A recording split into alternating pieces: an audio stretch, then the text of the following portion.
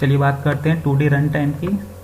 पिछले वाले वीडियो में बैटरी लो, मूव कंप्यूटर बंद, खत्म कहानी। हाँ जी, 2D रन टाइम, ठीक है। रन टाइम मतलब स्कैनएफ का इस्तेमाल करोगे आप। अब ये काम कैसे करता है, देखिए दो फॉर लूप और स्कैनएफ कैसे काम कर रहा है। आई बराबर 0, क्या 0 छोटा है 2 से, हाँ कंडीशन ट्रू है। फिर जे के पास जाएगा, जे बराबर 0, क्या 0 छोटा है 2 से, ये भी कंडीशन ट्रू है। तो किसको स्कैन करने के लिए कह रहा है, ए ऑफ 0 को। आई जे की वैल्यू 0 ऊपर से आई है, कह रहा है ए ऑफ 0 को आप एक वैल्यू दो। तो एक वैल्यू हम कोई सी भी डिसाइड कर लेते हैं, हमने दे दिया 5, ठीक है। मन से वैल्यू दे सकते हैं, जबकि कंपाइल टाइम में आप पहले से डिसाइड कर रहे थे कि ए ऑफ 0 के अंदर यही वैल्यू आनी चाहिए, ठीक है। आपने कहा ए 0 के अंदर 5 ही आना चाहिए। यहाँ पे हम कोई भी मन से डिसाइड कर सकते हैं, 5, 6, 7 जो भी आपको मन करे। फिर वापस किसके पास जाएगा, जे के पास। जे के लिए अभी भी कंडीशन क्या है, ट्रू है। क्यों, क्योंकि जे की वैल्यू 1 हो गई है। 1 के लिए लेस देन 2 होता है, हाँ ठीक है। वापस नीचे आ जाएगा, ए ऑफ 0, 1 में आपको वैल्यू को इनपुट करना है। तो 0, 1 में आपको जो मन करता है आप इसको इनपुट कर सकते हो। अब 2 के लिए क्या हो गया, कंडीशन फॉल्स हो गई, तो मेन लूप में चला जाएगा। आई बराबर 0, अब आई की वैल्यू कितनी हो चुकी है, क्योंकि एक बार चल चुका है। आई की वैल्यू कितनी होगी, 1 के लिए भी कंडीशन ट्रू है। वापस नीचे आएगा, जे की वैल्यू फिर से खुद को रीस्टार्ट करेगा 0।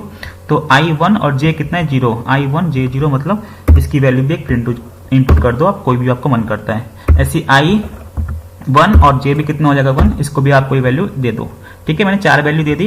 अब ए 0 0 लेकर ए 1 1 तक आपने 4 वैल्यू दे दी है। अब वही जो आपने वैल्यू दी है चारों, अब वही सेम काम वही कर रहा है, उसको प्रिंट कर देगा।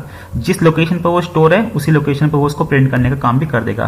प्रोग्राम को रन करके दिखाता हूँ। पूछा 2 रो 2 कॉलम की वैल्यू, मैंने कहा 2, 3, 5 और 6, ठीक है। 4 वैल्यू दी है, यही 4 वैल्यू क्या होगी आपकी, आउटपुट हो जाएगी। तो इतना याद रखना आप, 1D एरे के अंदर एक फॉर लूप चल रहा है आपका इनपुट करने के लिए, एक फॉर लूप चल रहा है आपका आउटपुट करने के लिए। आपके 2D एरे के अंदर 2 फॉर लूप चलते हैं इनपुट करने के लिए, 2 फॉर लूप चलते हैं आउटपुट करने के लिए, ठीक है। 2 फॉर लूप इसलिए, एक रो के लिए, कॉलम के लिए होता है, जबकि वहां पर सीधे ही लाइन होती है। 1D डायमेंशनल होता है, 1 डायमेंशनल में आपका केवल एक फॉर लूप चलता है। अगला प्रोग्राम देखते हैं 2D एडिशन। 2D एडिशन ये सेम चीज। अभी आपने थोड़ी देर पहले यहाँ पे पूछा था एम और एन की वैल्यू। एम और एन मैंने क्यों लिखा यहाँ पे, क्योंकि एम रो की है, एन कॉलम की। आपको कितने रो कितने कॉलम चाहिए। यहाँ पे क्या कर रहे हो आप कि 2 और 2 फिक्स कर रहे हो कि मुझे 2 रो 2 कॉलम ही चाहिए। पर आप चाहो तो 3 रो 3 कॉलम का भी बना सकते हो, 4 रो 4 कॉलम का बना सकते हो। इसलिए आप एम और एन की वैल्यू को डिसाइड करोगे। यहाँ पे लिखा हुआ है ऐसा कुछ। तो चलिए, जैसे हमने एम और एन की वैल्यू 2 और 2 दे दी है, तो आई की वैल्यू 0 से लेकर 2 और जे की वैल्यू भी 0 से लेकर 2। पुराने प्रोग्राम की तरह जैसे आप यहाँ देख रहे हो 2 2 तक चला हुआ है, मतलब 4 वैल्यू को आपको इनपुट करना है, ठीक है। ए के अंदर इनपुट करो, ध्यान दीजिएगा। तो ए के अंदर में 4 वैल्यू कौन सी इनपुट कर ली, मान लीजिए 5, 1, 2 और 3, ठीक है। पुराने प्रोग्राम की तरह कुछ खास काम नहीं किया हमने, 3। ऐसी क्या करना, अब हमने दूसरे मैट्रिक्स के लिए प्रोग्राम बनाया हुआ है। सेम 2 वही वो फॉर लूप चलाया हुआ है, 2 रो 2 कॉलम के लिए, और यहाँ पे भी आपने 4 वैल्यू को इनपुट कर दिया है।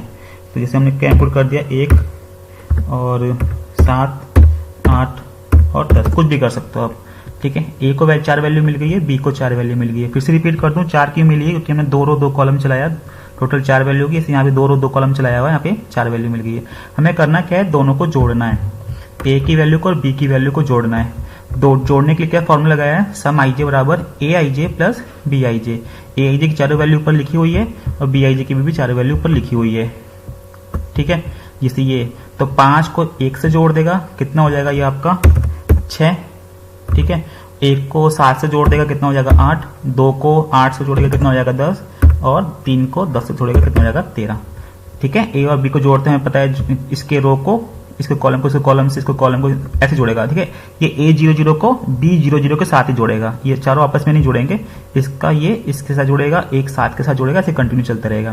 क्योंकि सारी वैल्यू सम के अंदर जा रही है, तो हम क्या कर देंगे, सम को प्रिंट कर देंगे।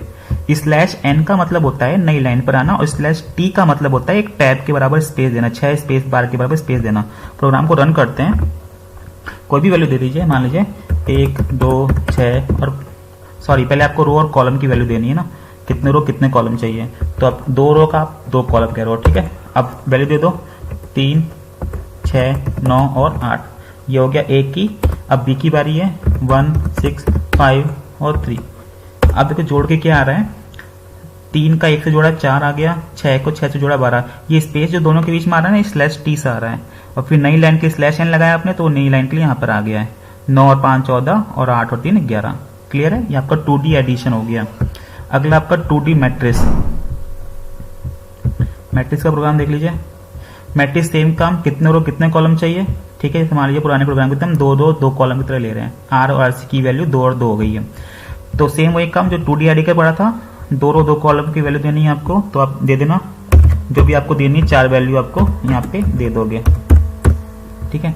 ऐसे आप बी के लिए बना रहे हो नीचे, जो आपने भी जस्ट सेम बनाया था बी के लिए, ऐसे यहाँ पे भी क्या 2 रो 2 कॉलम के हिसाब से 4 वैल्यू आप दे दोगे। अब मैट्रिक्स क्या होता है, अभी बताया था कि पहले टेबल का जो रो होता है दूसरे टेबल के कॉलम से मल्टीप्लाई करके फिर उसको एडिशन कर देते हैं, ठीक है। कैसे, अभी हम जब रन करूंगा तो इसमें समझा दूंगा आपको। तो इसके लिए क्या करोगे, आपको एक तीसरे फॉर लूप को भी चलाना पड़ेगा के लिए। क्यों? क्योंकि आप यहाँ पे मल्टीप्लाई और एडिशन दोनों साथ में करो तो उसको टेम्परेरी स्टोर करके रखने के लिए आप के की जरूरत पड़ेगी। तो जो आपके जो यहाँ पे मल आईजे प्लस लिखा हुआ है, ठीक है, शॉर्ट हैंड ऑपरेटर लिखा हुआ है, इसका मतलब क्या होता है, मल आईजे बराबर मल आईजे प्लस ए आई के इंटू बी के जे। और मल आईजे की वैल्यू, मल मतलब मल्टीप्लीकेशन के लिए है, मल आईजे की स्टार्टिंग वैल्यू कितनी है आपकी, यहाँ पे हमने स्टार्टिंग वैल्यू कितनी दे रखी है, 0 दे रखी है, ठीक है। इसको ध्यान से लिखना वरना एरर आएगा आपका। तो जो भी होगा 0 प्लस ए आई के ए 00 इंटू बी 00, जो भी ए 00 की वैल्यू होगी और बी 00 की वैल्यू होगी उनको मल्टीप्लाई करके मल्टीप्लीकेशन में ऐड कर देगा। आप वैल्यू रख के देखना, आपको सारा इसका आंसर मिल जाएगा।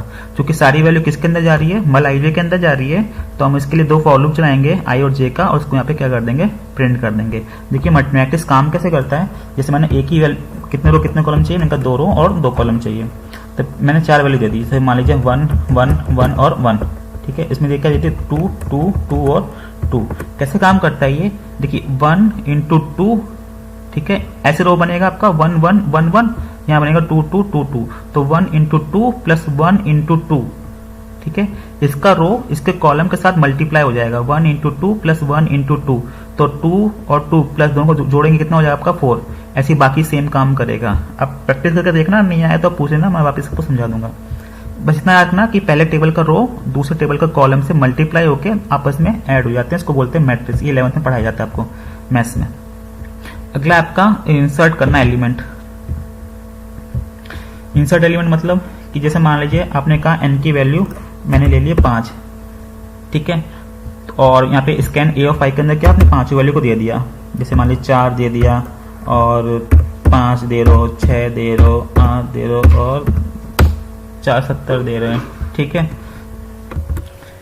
5 वैल्यू देने के बाद स्कैनर ने पूछा है किस पोजीशन पर। पोजीशन का मतलब क्या है, जैसे मान लीजिए 1 2 3 4 5 पोजीशन आपकी, मैंने कहा थर्ड पोजीशन पर आपको 10 इनपुट करना है, ठीक है। तो क्या स्टेप हो गया, पहले कितनी वैल्यू चाहिए, फिर आपने सारी वैल्यू को दे दिया, फिर पूछा है किस पोजीशन पर कौन सी वैल्यू देनी है, ठीक है। अब यहाँ पे जो मेन लाइन है 3 आपकी, उसको देखिए, फॉर आई बराबर n-1, n-1 मतलब 5 माइनस से कितना हो गया 4, तो 4 क्या बड़ा है पोजीशन -1 से, 3 माइनस 1 2, क्या 4 बड़ा है 2 से, हाँ, नीचे आ जाएगा। a ऑफ i प्लस 1 बराबर a ऑफ i, कह रहा है a ऑफ 4 जो है अपनी वैल्यू किसको दे दे, a ऑफ 5 को। 4 कौन सा है आपका, 0 1 2 3 4, 4 जो 70 है वो किसको दे दे, a ऑफ 5 एक नया बना देगा और वहां पे उसको अपनी वैल्यू दे देगा। क्यों दे रहा है ये भी समझना, क्योंकि आप चाह रहे हो कि तीसरी पोजीशन पर वो 10 आ जाए। हम चाह रहे हैं यहाँ पर क्या लिखा हुआ आ जाए, 10 लिखा हो जाए। क्योंकि ये अपने 10 पे आ जाएगा तो क्या हो गया, ये एक एक आगे शिफ्ट होता जा रहा है। तो 70 जो अभी a ऑफ 4 पे था, अब कहाँ पे पहुंच गया, a ऑफ 5 पर। ऐसे 7 जो a ऑफ 3 पर था, कहाँ पहुंच गया, a ऑफ 4 पर। हर एक वैल्यू आगे क्या हो गई है आपकी, शिफ्ट हो गई है। तो शिफ्ट होने की इसको जगह छोड़नी पड़ेगी, ठीक है। तो वही लाइन यहाँ लिखी हुई है कि a of i, a of 4 a of 5 में पहुंच जाएगा, ये माइनस माइनस हो रहा है तो ये 3 हो जाएगा, a ऑफ 3 a ऑफ 4 पर, a ऑफ 2 a ऑफ 3 पर। ऐसी शिफ्टिंग हो जाएगी। तो जगह जो खाली पड़ी होगी a ऑफ पोजीशन -1, जो भी जगह खाली पड़ी होगी वहां पे क्या आ जाएगी, जैसे 3 माइनस से कितना हो गया 2, तो a ऑफ 2 के अंदर कौन सी वैल्यू आ गई, 10 हमने वैल्यू की दी थी, ठीक है। तो a ऑफ 2 के अंदर कितना आ गया आपका, 10 आ गया। तो सारी वैल्यू लोकेट हो गई है आपकी, और सारी वैल्यू को देखना है तो क्या कर दोगे आप, फॉर लूप चला के a ऑफ i को प्रिंट कर दोगे। तो सारी वैल्यू एक ऑर्डर में आपकी जो अपनी नई वैल्यू इंसर्ट की है उसका आपसे उस ऑर्डर में आ जाएगी। जैसे मान लीजिए प्रोग्राम को रन करते हैं, आपने कहा 5 वैल्यू देनी है हमें, तो 3 6 8 9 और 10 दे दी मान लीजिए, ठीक है। आपने कहा मुझे सेकंड पोजीशन पर 10 चाहिए। सेकंड पोजीशन कौन सी है आपके 6 पे, तो बाकी सब वैल्यू नीचे शिफ्ट हो जाएगी, यहाँ पे क्या आ जाएगा आपका 10 आ जाएगा। 3 10 6 8 9 और 10 नीचे शिफ्ट हो गई। इसको क्या बोलते हैं, इंसर्ट एलिमेंट इन एरे। अगला आपका delete element. Delete element same चीज है, पहले तो 5 वैल्यू, पांचों वैल्यू कौन कौन सी देनी, यहाँ तक किस पोजीशन से डिलीट करना है। अब इस चीज को याद रखिए, जैसे मान लीजिए आपने 5 वैल्यू कोई दी है, 5 6 50 52 और 66, ठीक है, 5 वैल्यू दे दी आपने। तुमने कहा है कि सेकंड पोजीशन को डिलीट करना है। अगर आप सेकंड को डिलीट करोगे तो क्या होगा, ये यहाँ शिफ्ट हो जाएगी, ये यहाँ शिफ्ट हो जाएगी, एक स्थान पे पहले शिफ्ट हो जाएगी। तो एक स्थान पे कोई पहले शिफ्ट हो रहा है तो उसके लिए एक लाइन लिखी हुई है क्या, ए ऑफ आई प्लस 1 बराबर ए ऑफ आई, कि 5 अपनी वैल्यू को दे दे 4 को, 4 अपनी वैल्यू किसको दे दे 3 को, 3 अपनी वैल्यू किसको दे दे 2 को। तो जो भी वैल्यू होगी वो एक पहले की तरफ शिफ्ट हो जाएगी, जबकि इंसर्ट में क्या होता है, एक बाद की तरफ शिफ्ट होती है। यहाँ पे लाइन लिखी हुई position is greater than n plus 1। इसका मतलब क्या है कि अगर हम कोई ऐसी वैल्यू को डिलीट करना चाह रहे हैं जो कि है ही नहीं उस रेंज में, तो क्या लिखा जाएगा, डिलीट नॉट पॉसिबल। जैसे क्या पोजीशन की वैल्यू आपने कितनी दे दी, मान लो आपने दे दी 6, ठीक है, 6 तो है ही नहीं यहाँ पे, तो 6 क्या बड़ा है n प्लस 1, 5 प्लस 1 से, तो कंडीशन क्या हो गई है, ट्रू हो गई है, क्योंकि 6 तो है ही नहीं पोजीशन। बाकी 0 1 2 3 4 के लिए कंडीशन फॉल्स हो जाएगी, और फॉल्स के लिए यहाँ पे लिखा हुआ है आपके पास कि हाँ 6 अपनी वैल्यू 5 को, 5 अपनी वैल्यू 4 को, 4 अपनी वैल्यू 3 को देता रहेगा। जहां से जो भी वैल्यू डिलीट करनी है, बाकी जो इसके आगे वाली वैल्यू है वो इसकी जगह ले लेंगे। सब कुछ कैलकुलेट होने के बाद वही इंसर्ट की तरफ फॉर लूप चला के वैल्यू को आप प्रिंट कर देना, सारी वैल्यू क्या हो जाएंगी, आपको दिखने लगेंगी। प्रोग्राम को रन करके देखते हैं, कुछ एरर आ रहा है, पढ़ते हैं क्या एरर है। कुछ सेमीकोलन मिसिंग है। अच्छा, यहाँ पे मैंने कमेंट नहीं बनाया है, इसको कमेंट बना देते हैं। प्रोग्राम को रन करें, 5 वैल्यू दे दे 5, इसमें 2 3 6 9 और 8, ठीक है, 5 वैल्यू दे दी। किस पोजीशन से डिलीट करना है, दूसरे से, तो क्या देखा क्या आ रहा है, 3 हट गया और बाकी सबने उसकी जगह ले ली, 2 6 9 और 8। ये आपका क्या हो गया, डिलीट एलिमेंट इन एरे। आज के लिए इतना ही, अगली वीडियो में देखते हैं।